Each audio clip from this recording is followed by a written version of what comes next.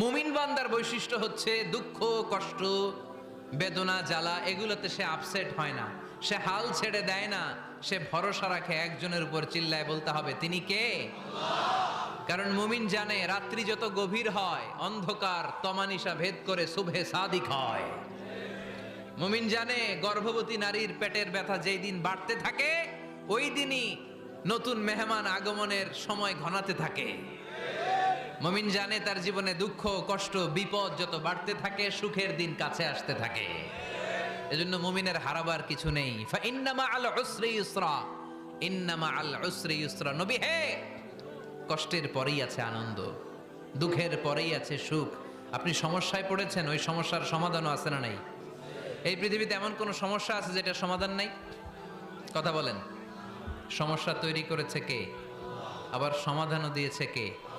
Allah doesn't create